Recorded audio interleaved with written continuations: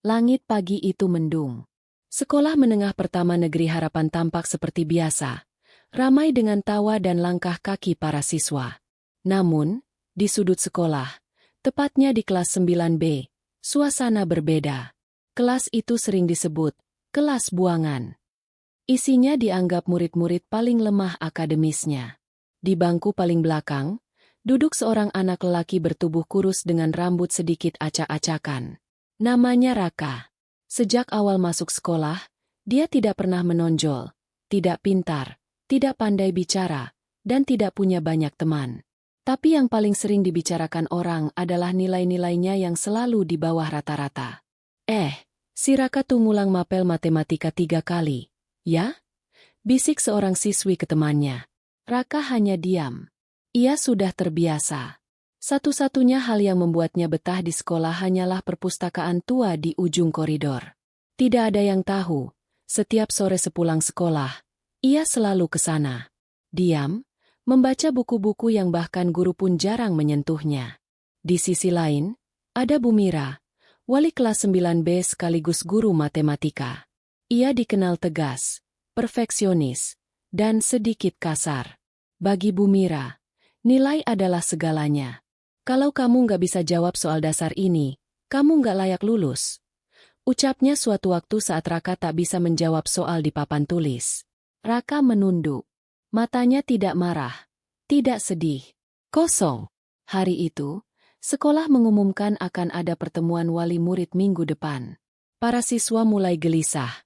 Apalagi yang nilainya pas-pasan. Gue bakal dimarahin bokap nih, keluh salah satu teman sekelas. Raka hanya menatap papan tulis. Di tangannya, ia memegang selembar kertas ulangan yang nilainya merah. Lagi, malam harinya, di rumah kecil di pinggiran kota, Raka duduk di depan meja belajar sederhana. Di sebelahnya, ada tumpukan buku matematika, fisika, dan bahkan buku filsafat.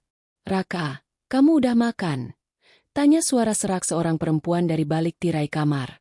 Iya, Bu. Nanti lagi, ya. Jawabnya pelan. Perempuan itu ibunya. Sakit-sakitan. Raka tahu, ia tidak boleh menambah beban ibunya. Nilai jeleknya pun tak pernah ia ceritakan. Ia membuka buku tulis. Ada sesuatu yang ia tulis besar-besar di bagian depan. Aku bukan bodoh. Aku cuma diam. Hari Jumat yang dinantikan pun tiba. Hari pertemuan wali murid. Suasana sekolah tampak berbeda. Para orang tua berdatangan dengan wajah serius.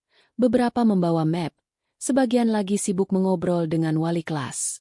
Di depan ruang 9B, seorang perempuan mengenakan kerudung lusuh dan membawa tas belanja plastik berdiri kikuk. Itu Ibu Raka. Ia datang sendiri, meski tubuhnya masih terlihat lemah. Raka sempat memohon agar ibunya tak usah datang. Tapi sang ibu berkata, "Kalau bukan aku, siapa lagi yang mau bela kamu, Nak?" Di dalam kelas, Bu Mira berdiri di depan papan tulis sambil menatap satu persatu wali murid yang mulai memenuhi ruangan. Di tangannya, ada tumpukan hasil rapor tengah semester. "Kita langsung saja, ya. Saya tidak suka bertele-tele," ucapnya tegas. Kelas 9B ini, sejujurnya kelas paling buruk tahun ini. Nilai rata-rata sangat rendah. Beberapa siswa bahkan saya ragukan bisa lulus ujian akhir. Para wali murid mulai saling melirik. Beberapa terlihat kecewa, yang lain tampak geram. Bu Mira mulai menyebutkan nama-nama siswa satu persatu, membacakan nilai mereka dengan nada datar, atau kadang mencemooh halus. Hingga tiba saatnya. Raka Prasetya. Ibu Raka menegakkan punggungnya yang tadinya membungkuk. Bu Mira memandangi kertas di tangannya, lalu menghela napas panjang. Nilai Raka, hampir semua di bawah KKM. Matematika, 43. Bahasa Inggris, 52. IPA, 46. Bahkan seni budaya pun 60. Sejujurnya, saya bingung kenapa dia masih bisa bertahan di sekolah ini. Beberapa orang tua tertawa kecil. Sebagian tampak menyayangkan. Mungkin anaknya memang tidak bisa diharapkan terlalu tinggi, ucap salah satu wali murid. Iya, Atau mungkin dia lebih cocok sekolah kejuruan saja.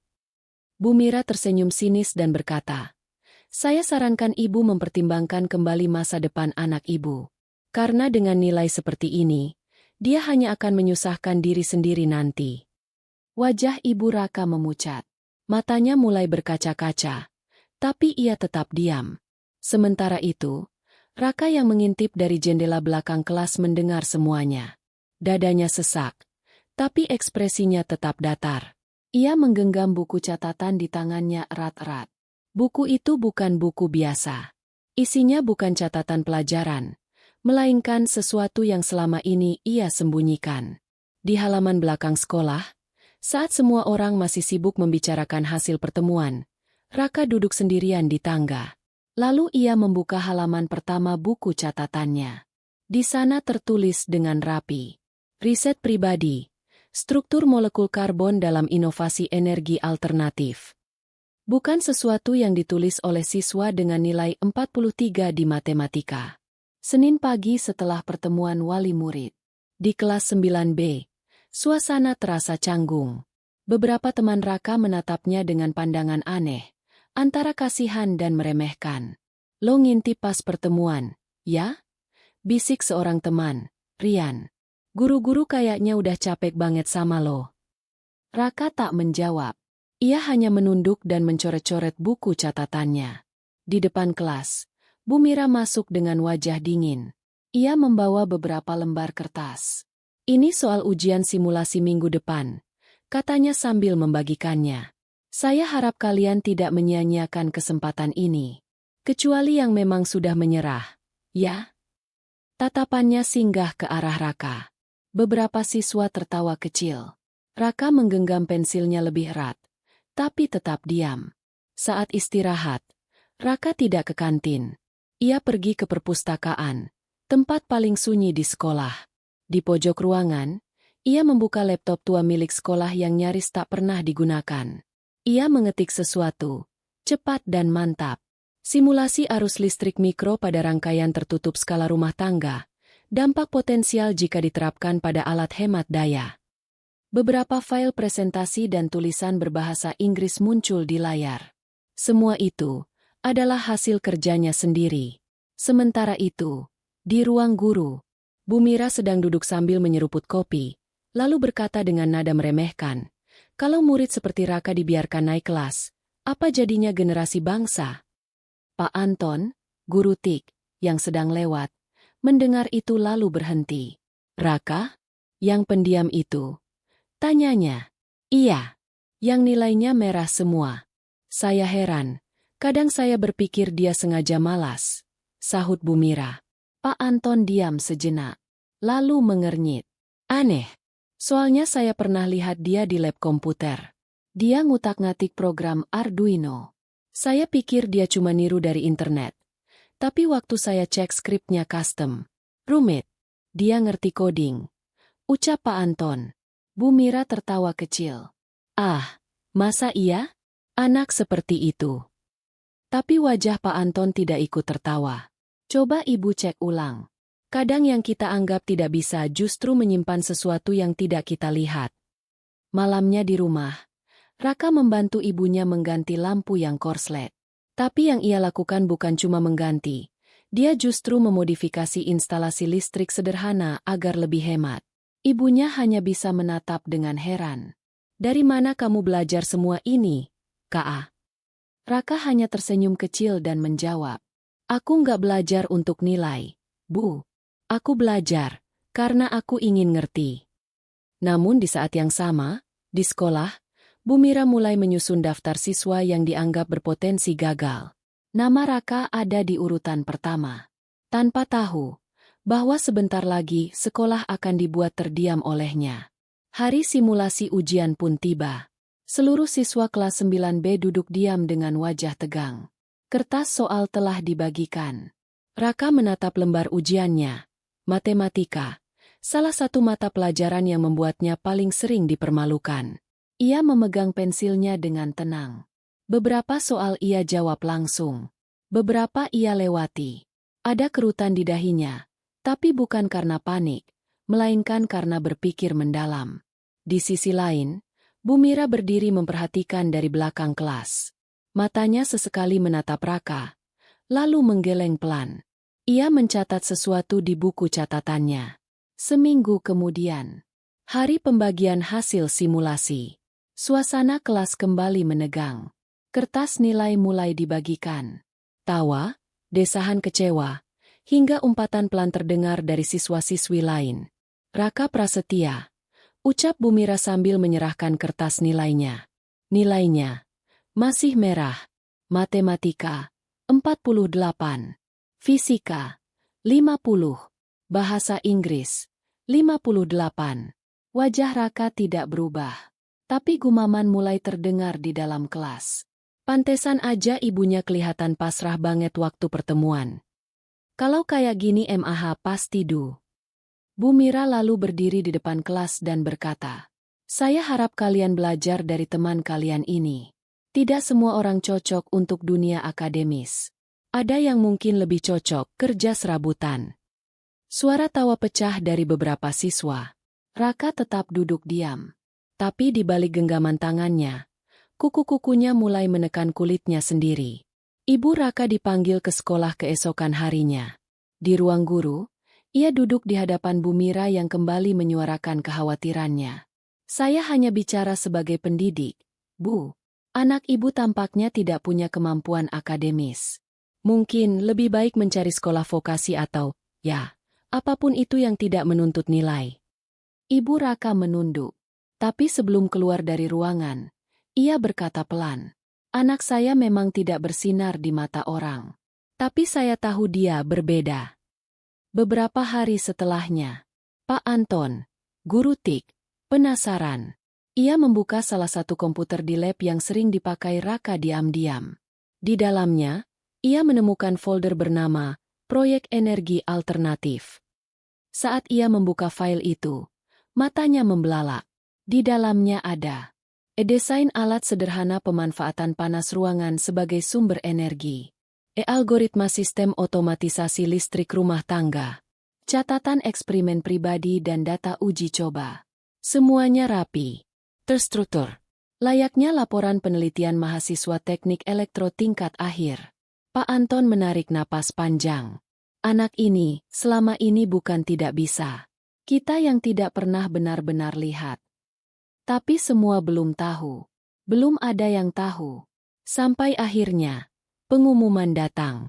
Sekolah akan mengadakan pameran inovasi pelajar nasional. Dan siapa yang secara diam-diam sudah mendaftar? Raka Prasetya.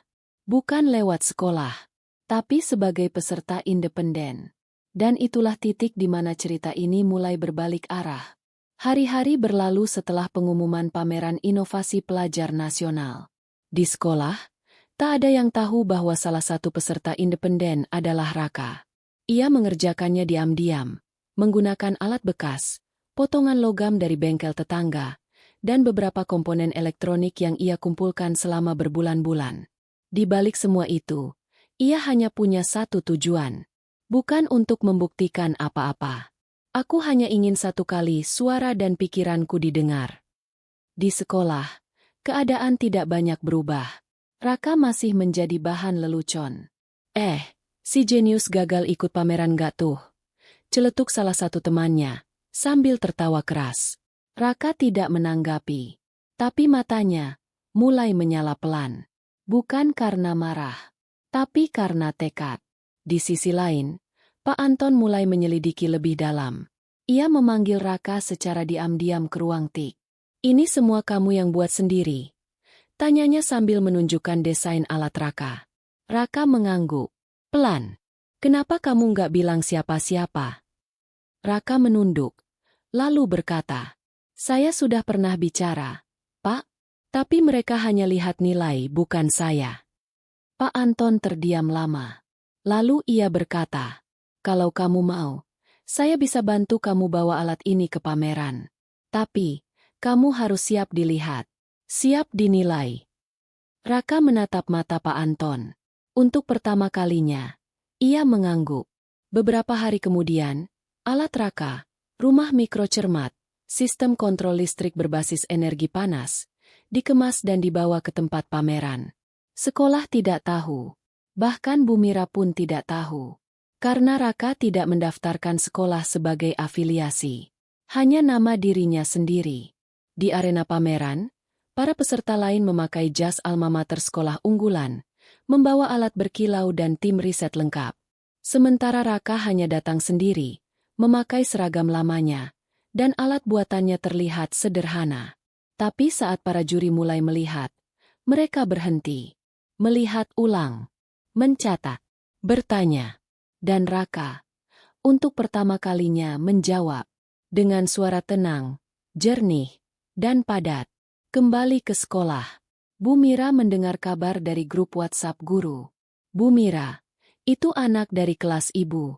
Raka, ya? Ada namanya di daftar peserta pameran inovasi nasional. Dia tampil di booth teknologi rumah tangga. Wajah Bu Mira berubah. Ia membuka laptopnya, melihat siaran langsung dari akun resmi pameran. Dan di sana, berdiri seorang anak berkemeja lusuh, rambut sedikit berantakan, tangan sedikit gemetar, tapi bicara lantang di depan juri nasional. Itu Raka. Dan satu hal yang tak pernah mereka duga.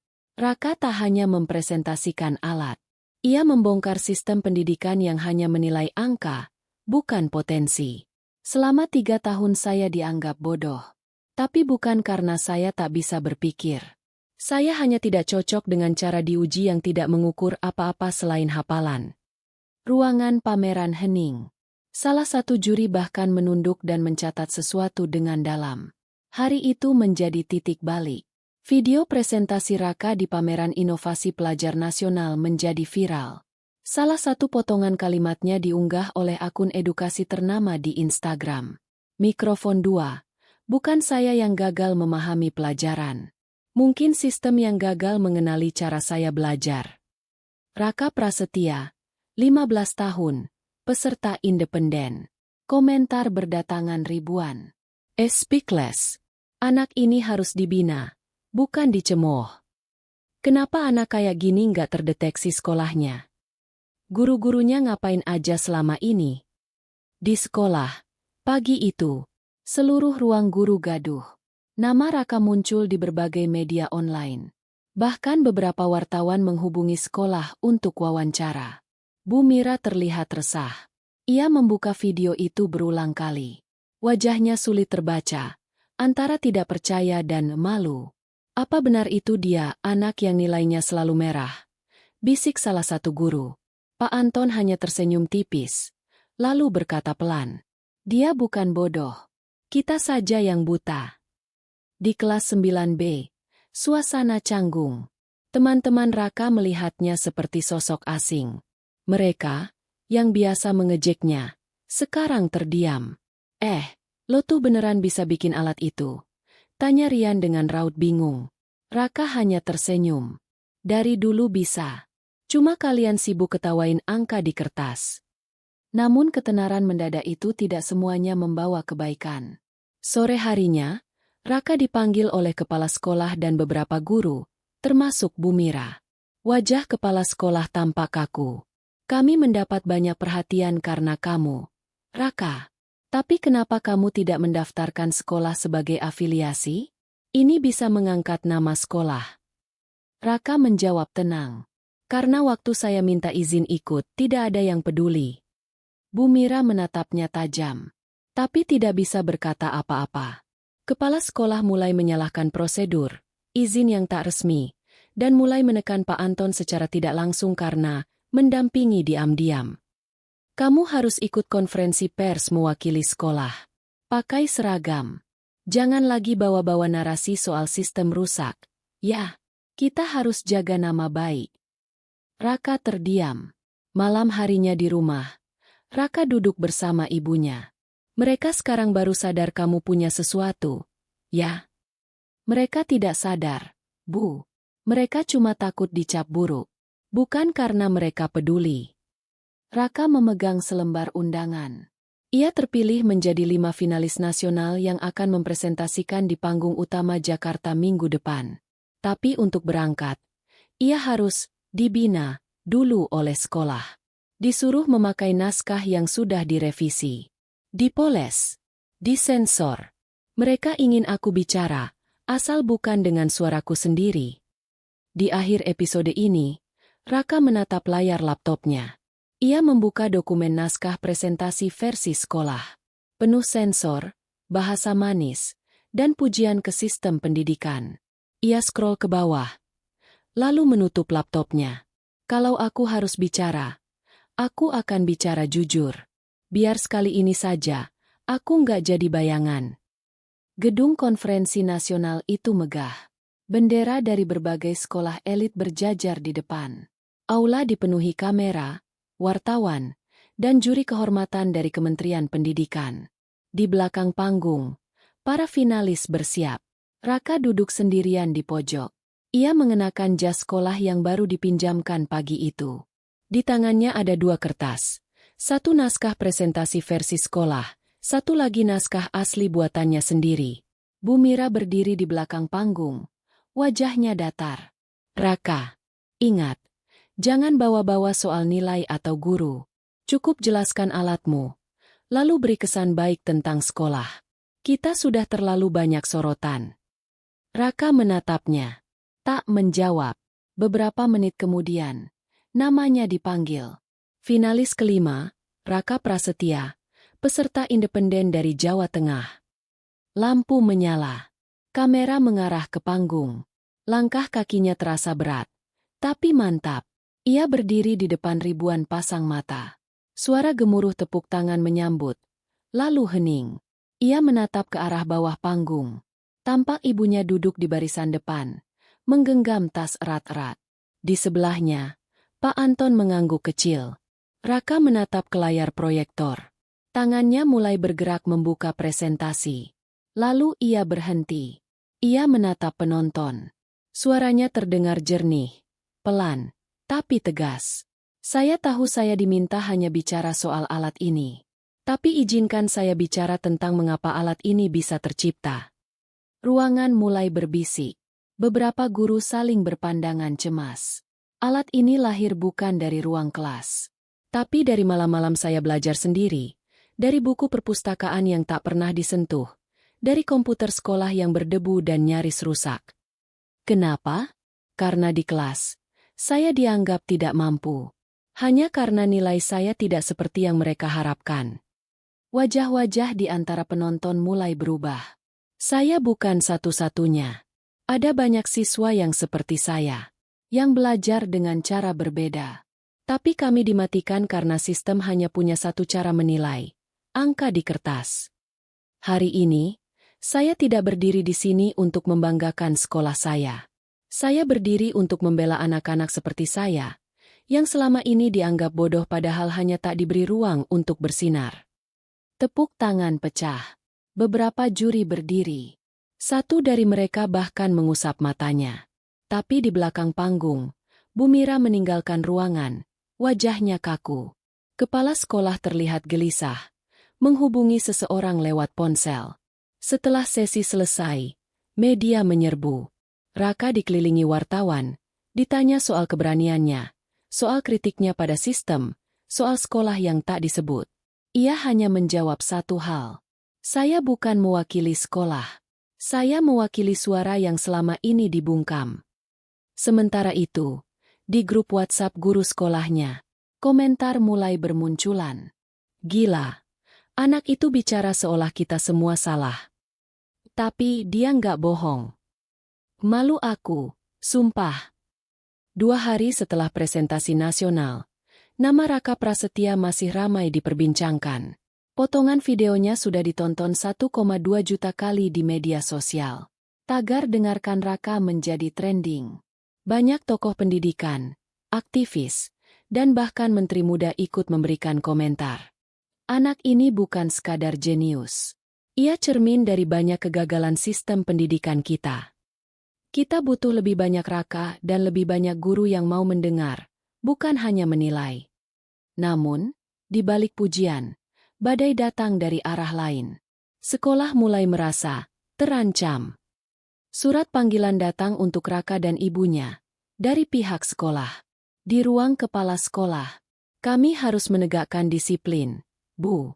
Raka telah mencemarkan nama baik sekolah, berbicara tidak mewakili institusi, dan mengabaikan prosedur. Ibu Raka menatap kepala sekolah itu dengan rahang mengeras. Jadi sekarang sekolah lebih peduli pada reputasi, daripada pada keberhasilan anak didiknya. Bu Mira masuk ke ruangan. Kami tidak pernah melarang dia berprestasi. Tapi caranya menyudutkan kami di depan publik itu tidak bisa diterima. Raka akhirnya bicara. Bu, saya sudah disudutkan bertahun-tahun. Tapi tak pernah ada yang peduli. Saya bicara kemarin bukan untuk menyerang guru. Tapi untuk membela anak-anak yang seperti saya. Yang selalu disuruh diam. Suasana menegang. Lalu kepala sekolah berkata, kami putuskan untuk tidak mengikutsertakan nama Raka dalam proposal nominasi penghargaan siswa berprestasi provinsi. Kami tidak bisa mengajukan siswa yang tidak menghormati sekolahnya. Raka hanya tersenyum kecil. Tidak apa-apa, Pak. Saya tidak butuh pengakuan dari sistem yang menolak mendengarkan sejak awal. Namun tanpa sepengetahuan sekolah, juri utama pameran nasional dan salah satu universitas teknologi ternama di Jakarta menghubungi Raka langsung. Mereka tertarik pada alatnya dan pada keberaniannya. Kami ingin memberi kamu beasiswa penuh. Bukan hanya karena alat itu, tapi karena kamu berpikir dan berani bicara. Malam harinya, di rumah, Raka menatap layar ponselnya. Puluhan pesan masuk dari siswa-siswa seluruh Indonesia. Kak Raka, makasih udah bicara buat kita semua. Aku juga sering dikatain bodoh. Tapi setelah lihat kakak, aku percaya aku bisa. Aku nggak sendiri. Raka menutup ponsel. Ia menatap ibunya dan berkata, aku nggak butuh semua orang percaya. Cukup tahu bahwa ada satu saja yang mulai percaya. Itu sudah cukup untuk mengubah banyak hal.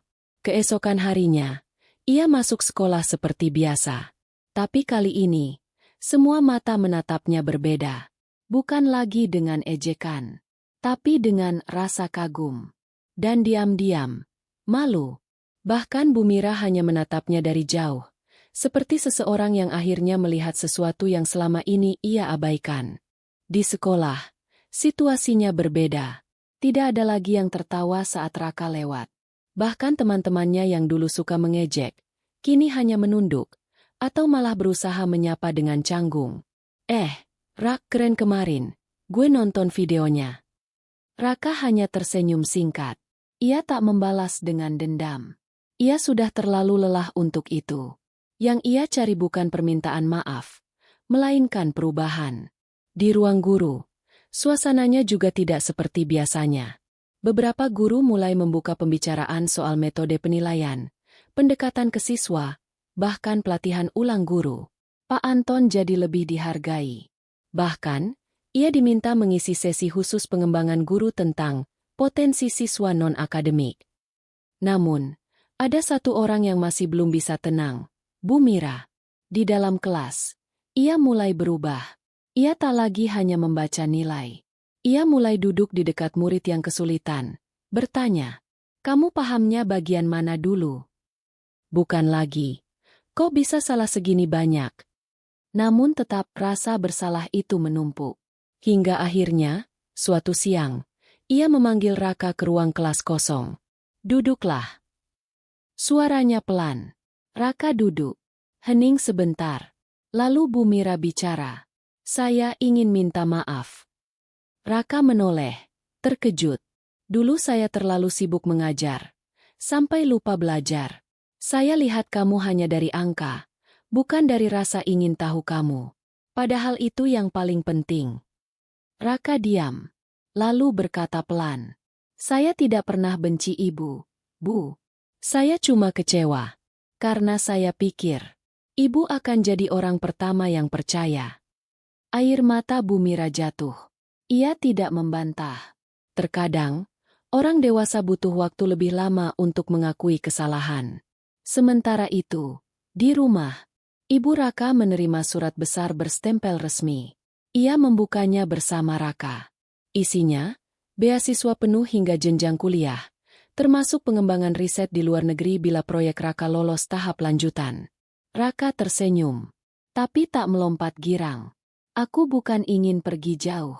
Aku cuma ingin, kalau aku pergi nanti, ada yang tetap berani bicara di sini. Episode ini ditutup dengan pemandangan ruang kelas. Seorang guru bertanya pada murid, "Siapa yang bisa kasih tahu? Apa pendapat kalian soal cara belajar terbaik menurut kalian sendiri?" Suasana kelas hidup. Anak-anak mulai bicara. Diskusi mulai bergulir. Tak ada yang takut menjawab salah. Tak ada yang diam karena nilai. Dan di dinding belakang kelas, tertempel koran sekolah. Judul besar di sana tertulis, "Raka, anak yang mengajarkan guru untuk belajar kembali." 1 bulan telah berlalu. Hari-hari di sekolah kini terasa lebih hidup. Diskusi menjadi lebih terbuka. Guru-guru mulai memberi ruang untuk eksplorasi, bukan hanya hafalan. Anak-anak seperti Tio yang dulunya selalu dianggap bandel, kini sibuk membangun prototip robot sederhana bersama Raka dan Pak Anton. Dulu aku cuma main bengkel karena nilai jelek. Sekarang ternyata bisa jadi nilai juga. Ucap Tio tertawa. Bu Mira tidak lagi sama. Ia tetap tegas, tapi kini lebih mau mendengar. Ia bahkan mulai membuka klub literasi reflektif, tempat murid bisa menulis pemikiran mereka tentang pelajaran, hidup, dan mimpi mereka sendiri. Aku pikir, aku mengajar selama ini. Tapi mungkin aku juga sedang belajar, cuma caranya beda. Katanya suatu hari di ruang guru. Raka. Ia masih hadir di kelas. Tapi kini ia juga sering menerima undangan dari luar. Mengisi seminar pelajar. Jadi narasumber forum pendidikan. Bahkan diundang ke kantor Kementerian Pendidikan untuk menjelaskan pandangannya soal sistem penilaian alternatif. Namun ia tetap memilih diam saat ditanya soal sekolahnya. Aku tidak ingin bicara soal kesalahan orang. Aku ingin bicara soal kemungkinan. Hari itu, sebuah surat datang. Sebuah universitas riset luar negeri menawarkan tempat khusus untuk Raka, bukan hanya karena prestasinya, tapi karena visinya. Ia bisa pergi jauh. Tapi malamnya, saat duduk bersama ibunya, ia berkata, "Bu, aku akan pergi, tapi bukan karena aku ingin lari. Aku pergi karena aku ingin kembali nanti. Membawa sesuatu yang bisa mengubah lebih banyak hal." Ibunya menatapnya pelan. "Pergilah, tapi jangan pernah kehilangan suara itu. Suara yang dulu harus kamu sembunyikan." Di hari keberangkatannya, semua murid dan guru hadir di lapangan. Tak ada upacara resmi, tapi satu persatu mereka datang. Bahkan Bu Mira datang. Ia membawa buku kecil. Ia menyodorkannya ke Raka. Isinya, tulisan tangan murid-murid dan guru, tentang bagaimana mereka mulai berubah sejak mendengar suaranya. "Ini bukan penghargaan, Raka. Ini terima kasih." Raka naik ke mobil jemputan bandara. Sebelum pergi, ia menatap gedung sekolah yang dulu seperti penjara. Tapi kini perlahan berubah jadi jendela harapan bagi banyak anak. Lalu narasi penutup terdengar. "Dulu aku hanya ingin dimengerti. Kini aku mengerti bahwa suara kecil bisa mengguncang ruang yang besar. Kadang, satu anak cukup untuk membuat dunia dewasa kembali belajar."